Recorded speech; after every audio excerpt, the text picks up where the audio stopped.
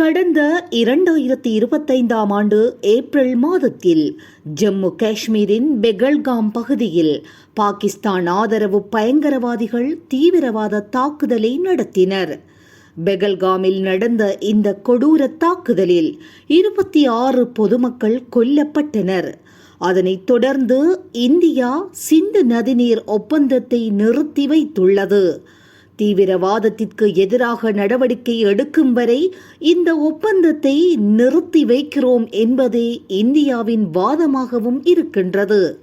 தீவிரவாதத்திற்கு எதிராக கடுமையான நடவடிக்கை எடுத்தால் மீண்டும் இந்த ஒப்பந்தத்தை செயற்படுத்த இந்தியா ரெடியாகவே இருக்கின்றது. ஆனால் அதை செய்யாத பாகிஸ்தான் அரசு சர்வதேச அரங்கில் சிந்து நதிநீர் விவகாரத்தை வைத்து அரசியல் செய்யவே தொடர்ந்து முயன்று வருகின்றது. இந்த சூழலில்தான் இது தொடர்பாக ஒரு சர்வதேச மாநாட்டையும் நடத்தியுள்ளது. விவசாயம் மற்றும் மின்சார தேவைகளுக்காக சிந்து நதி நீரையே முற்றிலும் நம்பியிருக்கும் பாகிஸ்தான் இந்தியாவின் இந்த முடிவால் நதிகளில் உள்ள நீரின் அளவு குறித்த முறையான தகவல்கள் கிடைக்காமல் தவித்து வருகின்றது. உலக வங்கியின் மத்தியஸ்தத்துடன் உருவான இந்த ஒப்பந்தம் கடந்த 1960ஆம் ஆண்டு செப்டம்பர் மாதம் 19ஆம் தேதியன்று கராச்சியில் கையெழுத்தானது.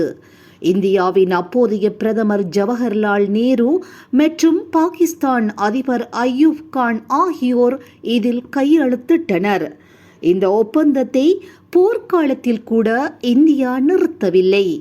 ஆனால் அப்பாவி மக்கள் மீது தாக்குதல் நடத்தியவுடன் இந்த ஒப்பந்தத்தை இந்தியா நிறுத்தி வைத்துள்ளது. இரத்தமும் தண்ணீரும் ஒன்றாக ஓட முடியாது என்பதே இந்தியாவின் நிலைப்பாடாக இருக்கின்றது. மேலும் மேற்கு நோக்கி பாயும் நதிகளில் அனல் மின் திட்டங்கள் மற்றும் நீர் உட்கட்டமைப்பு பணிகளை இந்தியா வேகப்படுத்தியுள்ளது.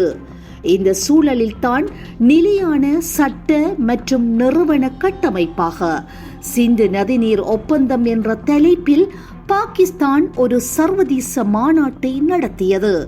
இதில் பாகிஸ்தான் எம்பி முசாதிக் மாலிக் பேசுகையில், இரு நாடுகளுக்கும் இடையே 3 போர்கள் நடந்த போதிலும் இந்த ஒப்பந்தம் நிறுத்தி வைக்கப்படவில்லை. ஆனால் இப்போது நிறுத்தி வைத்துள்ளனர். இந்த நிலை தொடர்ந்தால் 2ஆம் உலகப் போருக்கு பின் உருவான எந்த ஒரு சர்வதேச விதிமுறைகளும் பாதுகாப்பாக இருக்காது. ஒரு சக்தி வாய்ந்த நாடு திடீரென ஒரு தலைப்பட்சமாக ஒப்பந்தத்தை நிறுத்தி வைத்தால் சர்வதேச உடன்படிக்கைகளுக்கு மதிப்பே இல்லாமல் போய்விடும் என்று புலம்பி தள்ளினார். முன்பே குறிப்பிட்டது போல சிந்து நதிநீர் விவகாரத்தில் தீவிரவாதத்தை ஒடுக்குவதற்கு பதிலாக சர்வதேச அரங்கில் ஆதரவு திரட்டவே பாகிஸ்தான் முயல்கின்றது. ஆனால் இந்தியா தனது நிலைப்பாட்டில் உறுதியாக இருக்கும் சூழலில் எந்த ஒரு முக்கியமான சர்வதேச நாடும் இதுவரை பாகிஸ்தானுக்கு ஆதரவு தெரிவிக்கவே இல்லை. இது போன்ற செய்திகளை உடனுக்குடன் துல்லியமாக நீங்கள் அறிந்து கொள்ள கல்ஃப் நியூஸின் தமிழினை சப்ஸ்கிரைப் செய்வதனூடாக அறிந்து கொள்ள முடியும்.